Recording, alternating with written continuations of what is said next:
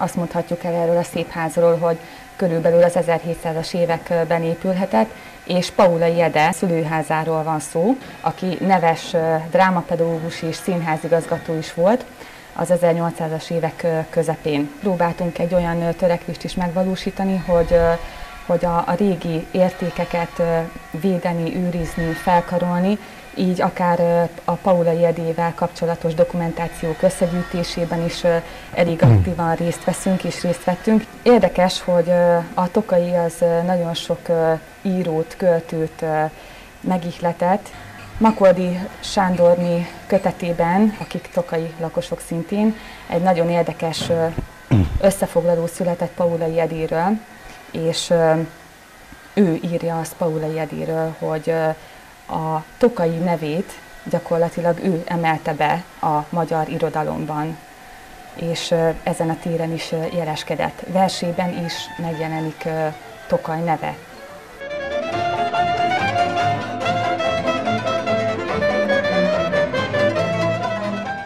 A pincészetnek most jelen pillanatban 2011-es évjáratból vannak borai, ez az első évjárat, amivel tehát hivatalosan is már a piacra jöttünk. 7 borunk született az elmúlt évből, egy száraz sárga muskotáj, 2 furmint, egy egyszerűbb, könnyebben érthetőbb, illatos, reduktív típusú furmint és egy komolyabb hordós érlelésű tétel.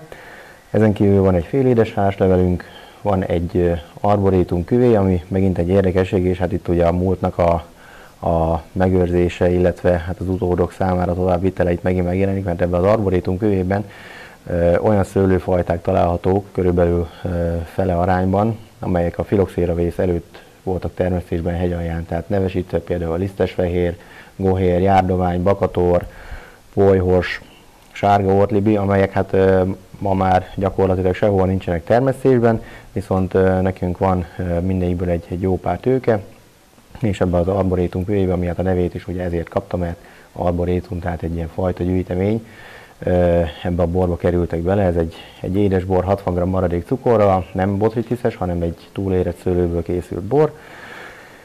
Aztán a 6. borunk az édesverebes küvé, amely egy édes szamorodni típusú, de tehát azért nem szamorodni, mert egy viszonylag rövid ideig érlelt, botritiszes típusú édesbor, körülbelül 80-90 g maradék cukorral, és van egy mustunk, ami házsverőből készült. Ez egy természetes szőlőmust, amely főkezeléssel lett tartósítva, tehát semmilyen tartósítószert, egyéb hozzáadott anyagot nem tartalmaz. Ez gyakorlatilag a szőlő frissen kipréselt leve. Munkamegosztás igazán nincsen, mindenki csinál mindent, tehát a szőlőműveléstől kezdve a borászkodás, borkészítés, itt a vendégek fogadása, kóstoltatás, házkörüli munkák, tehát mindenki kiveszi mindenből a részét. Ez egy családi örökség, anyai ágon nagyszüleim laktak itt, és tehát mielőtt tavaly májusban belekezdtünk a felújításba, mi is itt éltünk. Hát itt a folyosón látható egy régi kép egyébként az épületről, ami az 50-es években készült, tehát akkor egy kicsit más volt a ház arculata. Már a nagyszüleim is végeztek rajta némi kis átalakítást, és hát a tavalyi év volt az, amikor tulajdonképpen a pincétől a padlásig szó szerint az egész ház fel lett újítva, mivel már nagyon rossz állapotban volt, és hát komolyabban mi sem költöttünk rá előtte, mert tudtuk azt, hogy hát ez csak egy ilyen pénzügyi automata lenne, tehát gyakorlatilag bármennyi pénzt belefetszölhetnénk a javítgatásba, de teljesen jó soha nem lenne, ezért döntöttünk amellett, hogy pályázati segítséggel ezt a házat rendbe tesszük, és hát megpróbálunk egy színvonalas szolgáltatást nyújtani benne itt Tokaj-hegyalján.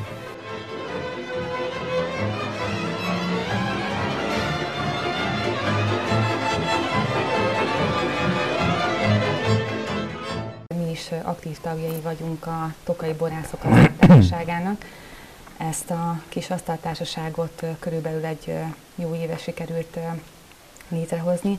a Tokajban, vagy valamilyen tokaji kötődéssel rendelkező borászok, illetve borászataik közötti megállapodásról, egyesség van szó. Fő célkitűzése az, hogy minőségi borokat, minőségi színvonalon szolgáltassunk a kedves leendő vendégeink számára. És mindez Tokajban, tehát ez egy ilyen kis helyi tömörülés, leginkább egy ilyen összefogásnak is lehet nevezni. Hát ugye itt élünk mindannyian ebben a városban, és nagyon sok olyan dolog van, amiben hamarabb, illetve sikeresebben tudunk eredményt elérni, előrelépni, hogyha összefogunk.